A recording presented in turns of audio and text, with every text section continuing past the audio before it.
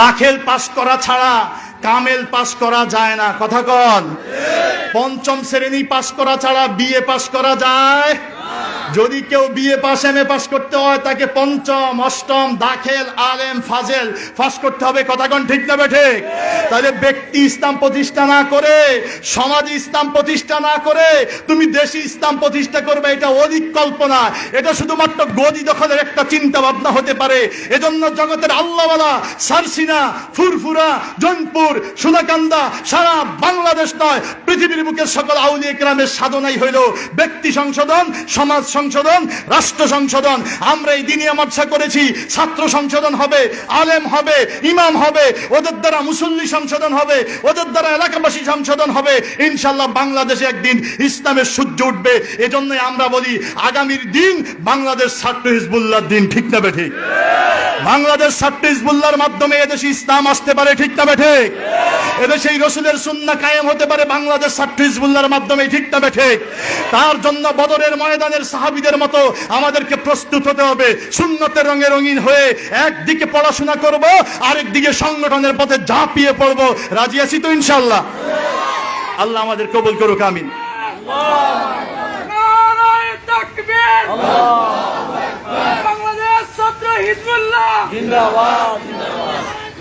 ছাত্র হিজবুল্লাহ আমাদের প্রাণ। আমরা চাঁদপুর এটা ঐতিহ্যবাহী দ্বীনি সুন্নিয়াতের এলাকা। এখানে ওহাবি, খারেজি, শিয়া, কাদরিয়া, মুতাজিলা, জাবরিয়া এই বাতিল আকীদা চাঁদপুরের মধ্যে ছিল না, থাকতে পারবে না, ঠিক না ঠিক?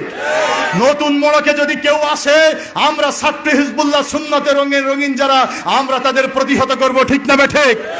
এজন্য আমরা একদিকে প্রশিক্ষণ দেব, একদিকে রিপোর্ট ফরমের মাধ্যমে নিজের আমলি জিন্দেগি গড়ব, আর আরেকদিকে আমাদের এই সংগঠনের মাধ্যমে বাতিলের প্রতিবাদ করব ইনশাআল্লাহ। আগামী দিনে চাঁদপুরে জেলা সম্মেলন হবে, সর্বস্তর থেকে আপনারা শরীক হবেন।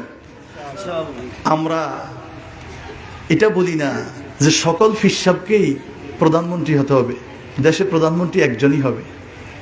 সকল মুহাদ্দিসকেই রাষ্ট্রপতি হতে হবে না, রাষ্ট্রপতি একজন হবে, কথা বলেন না? আমি হইলে যা হবে, আমি যদি মহিউদ্দিন ভাইকে সভাপতি রাষ্ট্রপতি বানাই আর উনিও যদি দিন কায়েমের চেষ্টা করে, তাহলে আমি ওনার সাথে দ্বন্দ্ব করব কেন? বরংস উনি দেশ চালাক, আমি সমাজ চালাই, কথা বলেন না? আমি শুধু কোটি জনগণ চালাই। আমাদের আদর্শ হলো আমরা ক্ষমতায় বসবে, এটা না, ক্ষমতায় যে বসবে সে সুন্নতের রঙে রঙিন হয়ে বসবে, এটাই আমরা চাই, ঠিক না ঠিক? সেজন্য এই সংগঠন। আপনারা এই মিটিংটা যদি এখানে না করে কচুয়া উপজেলায় করতে পারতেন, বছরে একবার প্রত্যেক মাদ্রাসার বার্ষিক মাহফিলে সম্মেলন হবে, অসুবিধা নেই। যত পরিমাণ সম্ভব সম্মেলনে যোগ দিলে আসতে গেলে ছাত্রদের পরিবর্তন হবে। মরে তো যাবই আমরা, ছেলেগুলোরে পট্টা দেখাইয়া যাওয়া হবে। কিন্তু বছরে একবার উপজেলা সম্মেলন হবে, উপজেলা চত্বরে থাকবে টিওনো, থাকবে এডিসি, থাকবে শিক্ষা অফিসার, থাকবে সমাজের যত চেয়ারম্যান মেম্বার, সবগুলোরে দাওয়াত দেব। তারা দেখুক বাংলাদেশে ইসলাম আসলে অন্য কোনো বাতিল পথমত দিয়ে নয়, ছাত্র হিজবুল্লাহ শস্যিনা দরবার দিয়ে আসতে পারে, ঠিক না ঠিক?